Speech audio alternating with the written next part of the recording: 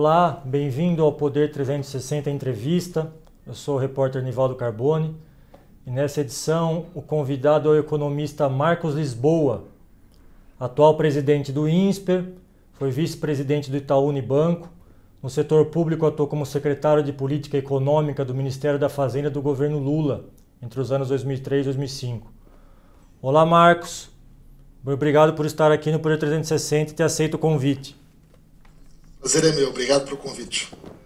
Bom, eu começo aqui na seguinte questão. Nessa segunda-feira, o BNDES anunciou uma linha de crédito emergencial de 2 bilhões para empresas do setor de saúde. O objetivo é apoiar ali, hospitais e laboratórios privados no financiamento à Covid. Qual a avaliação que o senhor faz dessa medida?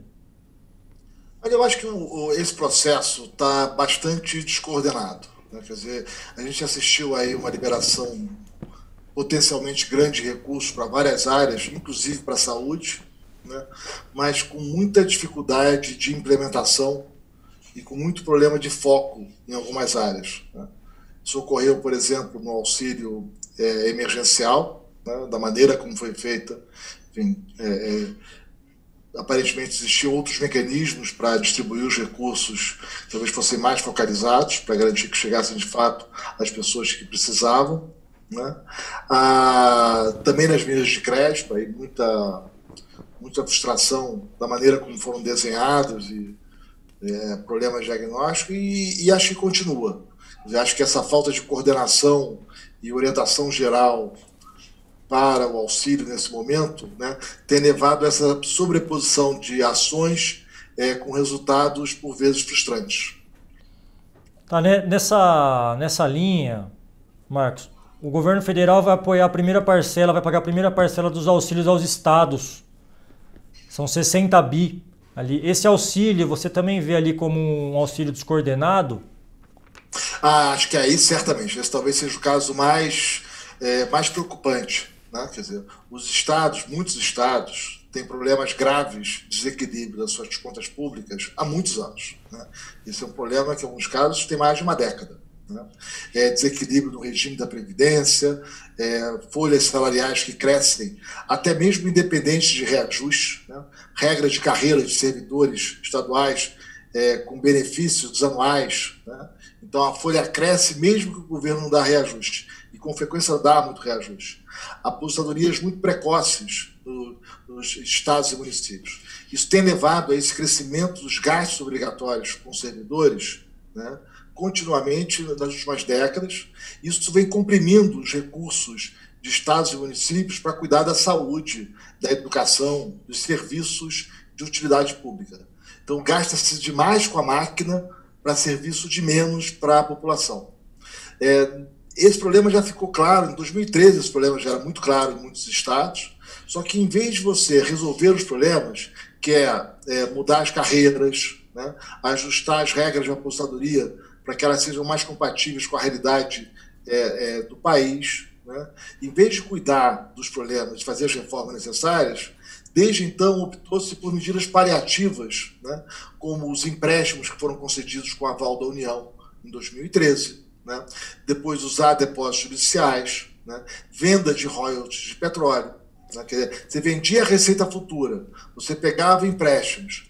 Isso sancionava esse aumento permanente do gasto obrigatório com os servidores. Mas o problema depois ficava pior. Ou porque você não tinha receita de petróleo, ou porque agora existia uma dívida nova a pagar. Então nós chegamos nessa crise com os estados já muito fragilizados, com muitos problemas. E aí a crise agrava o problema, mas o problema já existia, né? Teria sido importante que a União ajudasse os estados e municípios nesse momento, certamente o auxílio era necessário, mas para quem quisesse auxílio, falasse, olha, tudo bem, nós vamos ajudar vocês, vocês têm que fazer o seu dever de casa e se ajustar. Não precisa fazer o ajuste agora, mas precisa começar um processo que garanta que em 4, 5 anos as suas contas estarão compatíveis com a arrecadação, né? Fazendo reforma da Previdência, mudando carreiras, só que nada disso foi feito. Então você promoveu um auxílio muito descoordenado aos estados, então tem os 60 bi, já tinha tido dinheiro para fundo de participação de estados e municípios antes, né? Cancelamento, suspensão do pagamento de dívidas com a União e muitos outros. Então, você começa a dar muitos auxílios aos estados e municípios, não pede o ajuste, isso quer dizer que os gastos dos estados continuam a aumentar, alguns chegaram a dar reajustes salariais no meio dessa crise, que é inacreditável, no meio de um país que vai ficar aí, o setor real vai perder quanto de renda? 10% esse ano, né? Isso depois de já ter tido uma grave recessão nessa década, um crescimento medíocre por tanto tempo, né? Os estados continuam dando reajuste, alguns estados continuam dando reajuste do Distrito Federal para servidores. Então, eu acho que aí sim nós temos um problema gravíssimo, né? E que vai ser cada vez mais difícil resolvê-lo no futuro e cada vez mais custoso para o país resolvê-lo no futuro. Houve uma divulgação do Banco Mundial a respeito do PIB, Produto Interno Bruto, prevendo ali uma retração de 8% nesse ano de 2020. Ontem o Boletim Focus também estimou 6,50% de queda do PIB nesse ano. Como que o senhor analisa essa queda do PIB diante ainda de um aumento de casos da Covid-19? Olha, os dados são ruins, como esperado, né? Uma queda importante da renda, né? E, em particular, eu destaco aqui uma queda importante do setor privado, que é quem paga impostos no país, né? O setor privado que sustenta a máquina pública e o setor privado está empobrecendo, né? O lucro das empresas, dos bancos, vão despencar esse ano, né? A renda das famílias muito prejudicada, né? Isso vai comprometer a arrecadação, né? E vai comprometer o crescimento do país, a capacidade do país de investir, gerar empregos, gerar renda. Então, ainda fica mais preocupante quando o setor público, ao invés de fazer o ajuste, né, dos seus gastos obrigatórios, não estou dizendo realizar políticas públicas. Políticas públicas são fundamentais. O problema é ter um setor público que, em muitas áreas, gasta muito consigo mesmo e pouco com a população. Pouco com segurança, gasta mal com a educação, né? O Brasil é um país que gasta mais com a educação do que os seus pares, os demais países emergentes, gasta bem mais, com resultados piores, né? Então, o setor privado muito fragilizado, né? Os números de emprego estão bastante preocupantes. Há uma recuperação das vendas, no entanto, no varejo, né? Em maio, os indicadores indicam isso. Abril parece ter sido o fundo do poço, vamos avaliar aí como é que vai ser os desdobramentos nos próximos meses, mas uma economia muito frágil, né? E essa é uma hora de cuidar para que a gente possa retomar crescimento, produção e emprego, né? Não ficar com medidas atabalhoadas de aumentar a tributação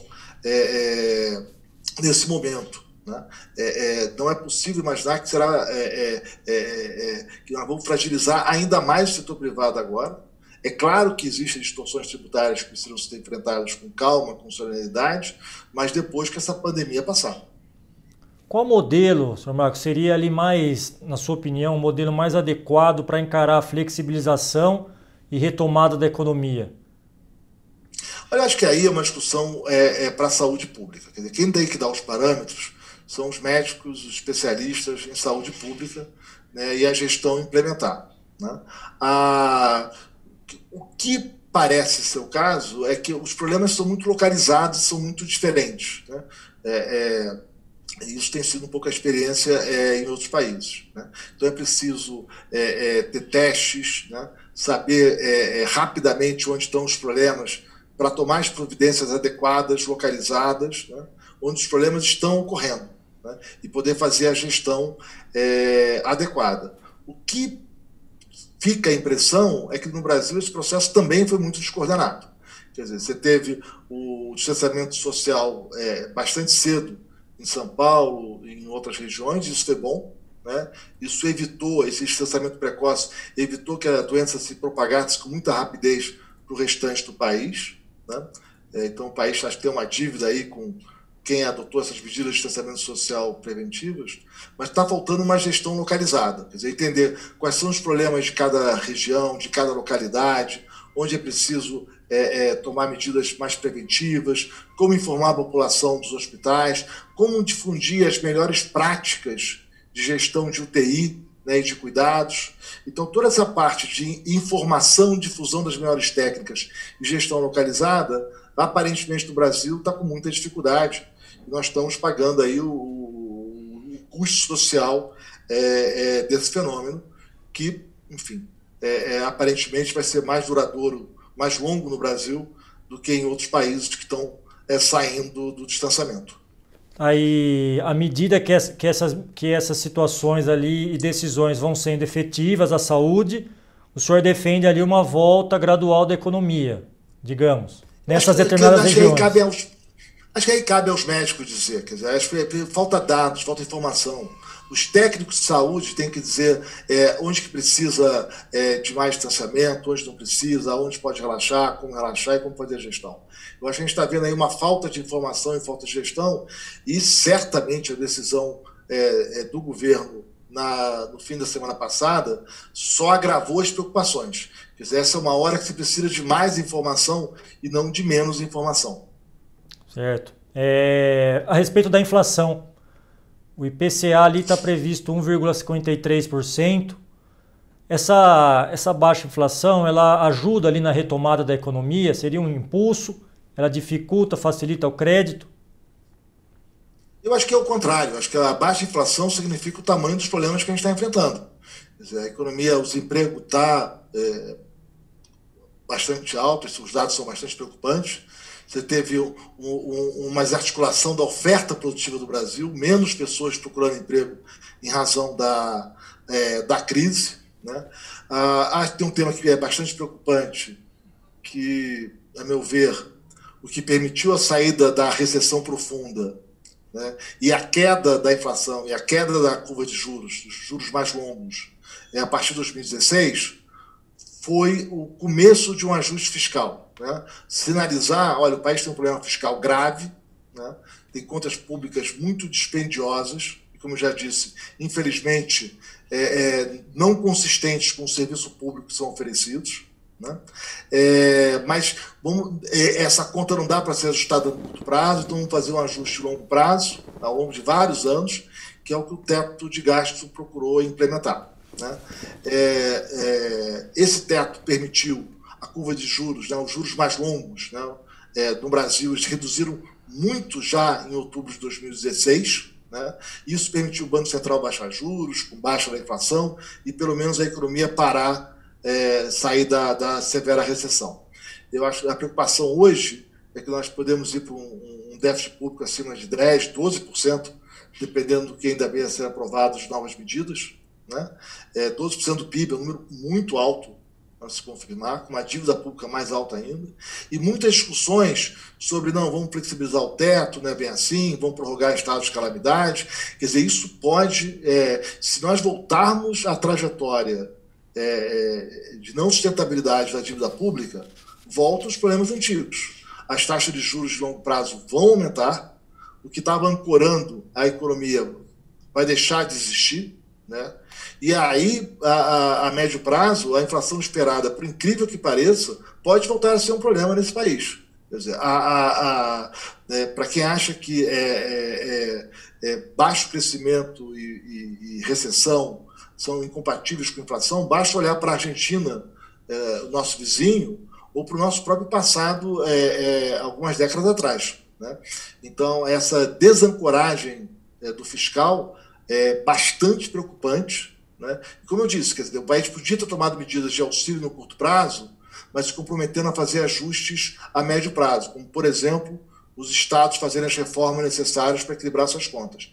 Nós não estamos fazendo isso. Estamos gastando no curto prazo sem cuidar do futuro.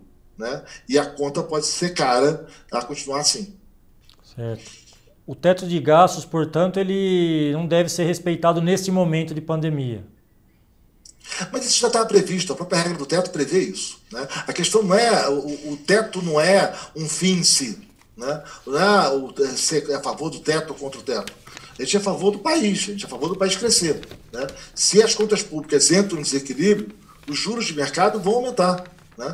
Se sinalizar que vamos voltar àquela trajetória de crescimento contínuo da dívida que nós vivemos no governo Dilma, as taxas de juros de mercado vão aumentar, independente do que faça o Banco Central. Né? O Banco Central tem poder limitado aí, né? Bastante limitado. E se abre, se os juros aumentam de mercado, isso aumenta o custo de capital, isso reduz investimento, isso reduz crescimento, isso reduz geração de emprego. Né? A conta pode ser muito cara. Vamos lembrar que foi o desastre de 2015. quando as pessoas entenderam o tamanho do problema fiscal, o Brasil perdeu o grau de investimento, os juros aumentaram severamente, os juros de mercado, e a economia entrou numa profunda recessão. Não queremos passar por aquilo de novo. Ainda mais que o país hoje está bem mais frágil do que estava em 2014. A respeito dos auxílios sociais, o governo prevê mais 2 parcelas, mais 2 prestações do auxílio emergencial e pretende agora também fazer uma nova modelagem do Bolsa Família, incluindo ali mais alguns vulneráveis.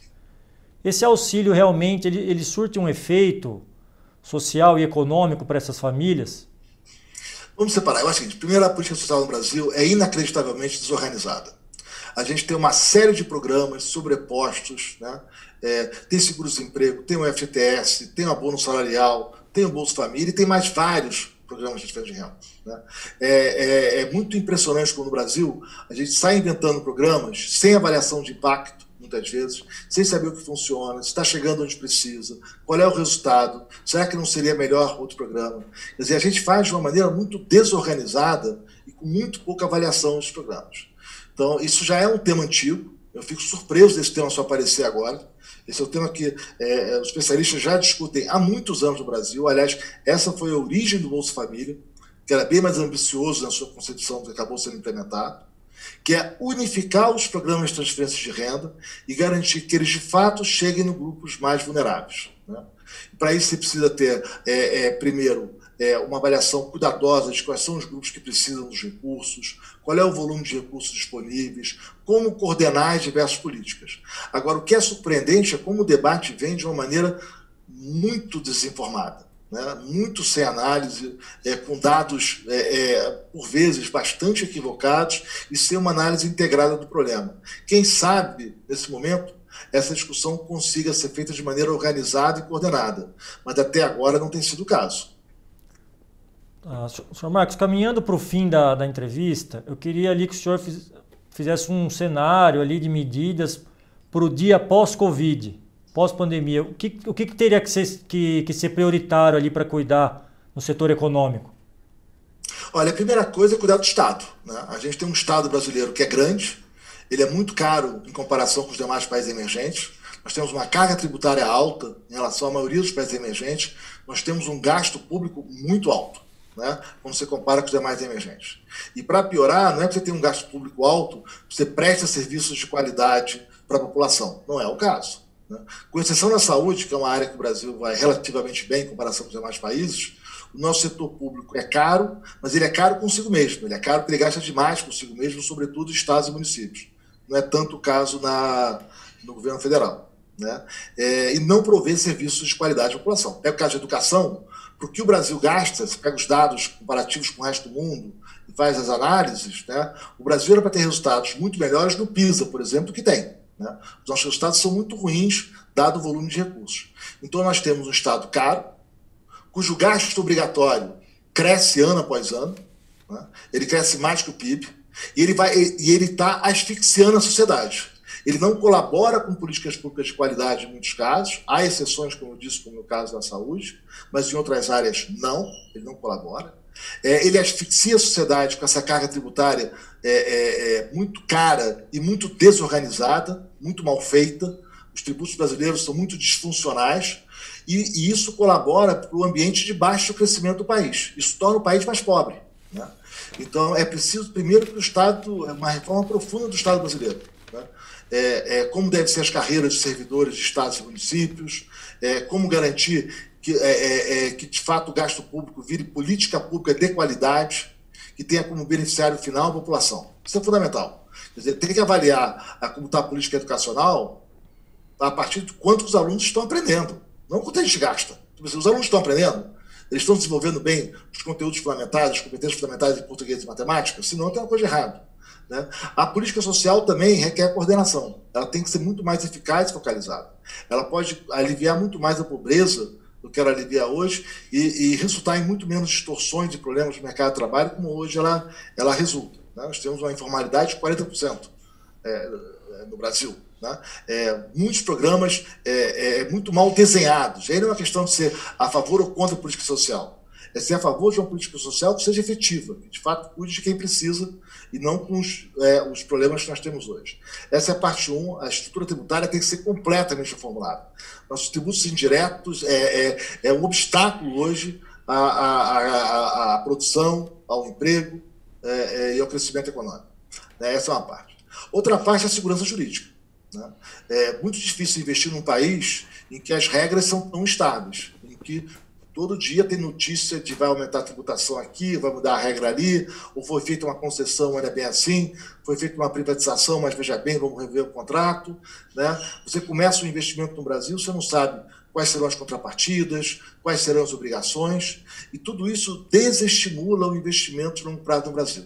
É só olhar a degradação da nossa infraestrutura. Certo. O Brasil não consegue expandir a infraestrutura, não consegue investir no investimento, e isso tem levado a uma economia de baixo crescimento há muitas décadas. Então, essa é uma agenda importante. Né? Se nós queremos crescer, é a reforma do Estado, reforma tributária, né? E garantir segurança jurídica e previsibilidade para o investimento poder voltar a crescer, sobretudo investimentos de longo prazo e em infraestrutura.